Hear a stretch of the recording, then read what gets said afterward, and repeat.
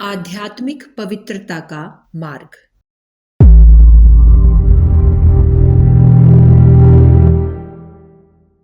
शारीरिक और मानसिक पवित्रता के साथ ही आध्यात्मिक पवित्रता भी आवश्यक है, क्योंकि इसके बिना आत्म उन्नति, जो कि मनुष्य का प्रधान लक्ष्य है, संभव नहीं होती।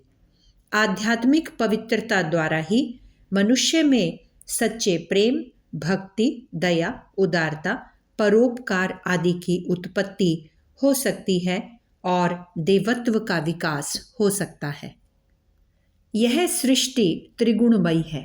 सतोगुण, रजोगुण, तमोगुण, इन तीन गुणों से संसार के समस्त जड़ चेतन ओतप्रोत हो रहे हैं। तमोगुण में आलस्य अर्थात अशांति युक्त मूढ़ता, रजोगुण में क्रियाशीलता अर्थात चंचलता, सतोगुण में शांति युक्त क्रिया अर्थात पवित्रता और अनासक्त व्यवहार होता है।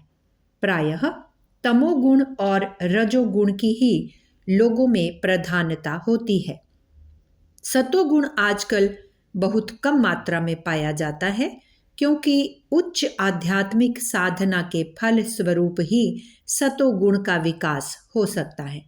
सतोगुण की वृद्धि ही पवित्रता और कल्याण का हेतु है। सात्विकता जितनी बढ़ती जाएगी, उतना ही प्राणी अपने लक्ष्य के निकट होता जाएगा। इसके विपरीत रजोगुण की अधिकता से मनुष्य भोग और लोभ के कुचक्र में फंस जाता है और तमोगुणी तो तीव्र गति से पतन के गर्त में गिरने लगता है। तमोगुण प्रधान मनुष्य आलसी, अकर्मण्य, निराश और परमुखापेक्षी होता है। वह हर बात में दूसरों का सहारा टटोलता है। अपने ऊपर, अपनी शक्तियों के ऊपर उसे विश्वास नहीं होता। दूसरे लोग किसी कुपात्र को सहायता क्यों दें? जब उसे किसी ओर से समुचित सहयोग नहीं मिलता तो खिन्न और क्रुद्ध होकर दूसरों पर दोषारोपण करता है और लड़ता झगड़ता है। लकवा मार जाने वाले रोगी की तरह उसकी शक्तियां कुंठित हो जाती हैं और जड़ता एवं मूढ़ता में मनोभूमि जकड़ जाती है। शरीर में स्थूल बल थोड़ा बहुत भले ही रहे, पर प्राण शक्ति, आत्मबल, शौर्य एवं तेज का नितांत अभाव ही रहता है। ऐसे व्यक्ति बहुधा कायर, कुकर्मी, क्रूर, आलसी और अहंकारी होते हैं। उनके आचरण, विचार, आहार, कार्य और उद्देश्य सभी मलिन होते हैं। तमोगुण पशुता का चिन्ह है। 84 लाख योनियों में तमोगुण ही प्रधान है। तमोगुणी संस्कार जिस मनुष्य के जीवन में प्रबल हैं, उसे नर पशु कहा जाता है। इस पशुता से जब जीव की कुछ प्रगति होती है, तब उसका रजोगुण बढ़ता है। तम की अपेक्षा उसके विचार और कार्यों में राजसिकता अधिक रहती है। रजोगुणी में उत्साह अधिक रहता है। फुर्ती, चतुराई, चालाकी, होशियारी, खुदगर्जी, दूसरों को उल्लू बनाकर अपना मतलब गांठ लेने की योग्यता खूब होती है। ऐसे लोग बातूनी, प्रभावशाली, क्रियाशील, परिश्रमी, उद्योगी, साहसी, आशावादी और विलासी होते हैं। उनकी इंद्रियां बड़ी प्रबल होती हैं। स्वादिष्ट भोजन, बढ़िया ठाट बाट, विषय वासना की इच्छा सदैव मन में लगी रहती है। कई बार तो वे भोग और परिश्रम में इतने निमग्न हो जाते हैं कि अपना स्वास्थ्य तक गंवा बैठते हैं। गपशप, खेल तमाशे, नृत्य गायन, भोग विलास, शान शौकत, ऐशो आराम, शाबाशी, वाहवाही, बड़प्पन और धन दौलत में रजोगुणी लोगों का खूब मन लगता है।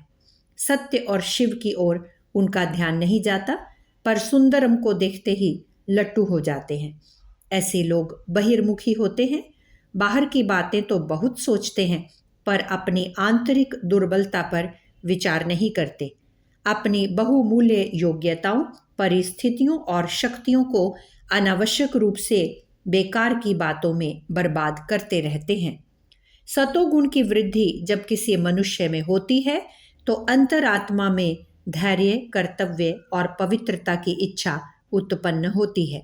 न्याय और अन्याय का, सत्य और असत्य का, कर्तव्य और अकर्तव्य का, ग्राह्य और त्याज्य का भेद स्पष्ट रूप से परिलक्षित होने लगता है।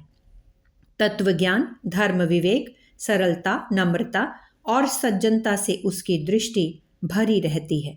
दूसरों के साथ करुणा, दया, मैत्री, उदारता, स्नेह, आत्मीयता और सद्भावना का व्यवहार करता है। वह तप, साधना, स्वाध्याय, सत्संग, सेवा, दान और प्रभु शरणागति की ओर अग्रसर होता है। सात्विकता की अभिवृद्धि होने से आत्मा में असाधारण शांति, संतोष, प्रसन्नता, प्रफुल्लता एवं आनंद रहता है। उसका प्रत्येक विचार और कार्य पुण्यमय होता है, जिससे निकटवर्ती लोगों को भी ज्ञात और अज्ञात रूप से बड़ी शांति एवं प्रेरणा प्राप्त होती है। तमोगुण सबसे निकृष्ट अवस्था है। रजोगुण उससे कुछ ऊंचा तो है, पर मनुष्यता से नीचा है। मनुष्य का वास्तविक परिधान सतोगुण है। मनुष्यता का निवास सात्विकता में है। आत्मा को तब तक शांति नहीं मिलती जब तक कि उसे सात्विकता की परिस्थिति प्राप्त न हो। जो मनुष्य जितना सतोगुणी है, वह परमात्मा के उतना ही समीप है। इस दैवी तत्व को प्राप्त करके जीव धन्य होता है, क्योंकि जीवन लक्ष्य की प्राप्ति का एकमात्र साधन सतोगुण ही है। प्रत्येक पवित्र जीवन के प्रेमी को अपनी सात्विकता की अभिवृद्धि के लिए निरंतर प्रयत्नशील रहना चाहिए। वास्तव में सतोगुणी जीवन सब प्रकार की पवित्रता की जड़ है।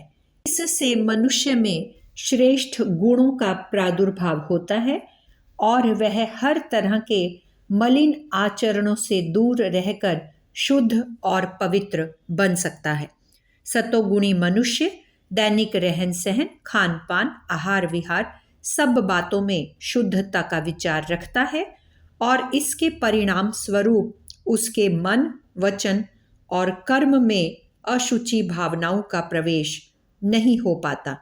वह सबके लिए हितकारी विचार करता है, दूसरों को अच्छी लगने वाली बातें मुंह से निकालता है और सबकी भलाई के काम करता है।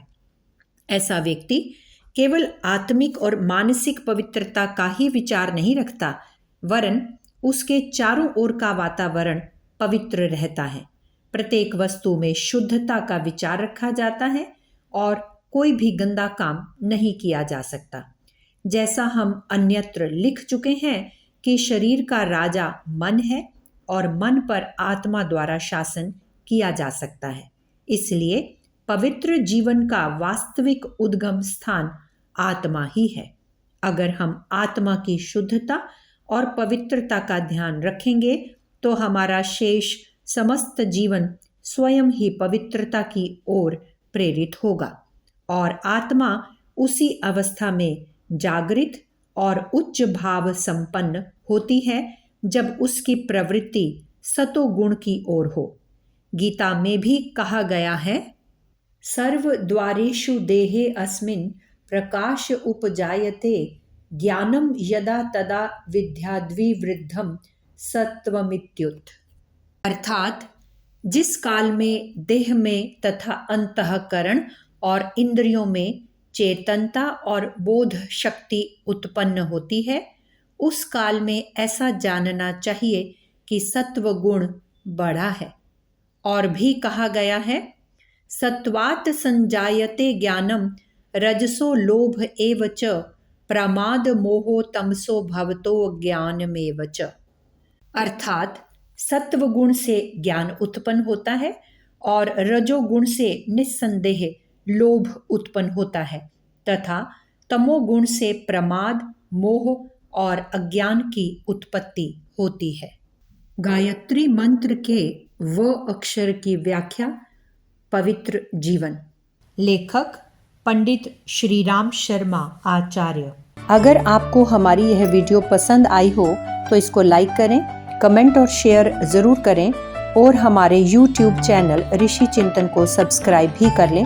साथ ही बेल आइकन को भी दबाएं ताकि आपको आने वाली वीडियोस की नोटिफिकेशंस मिलती रहें। धन्यवाद।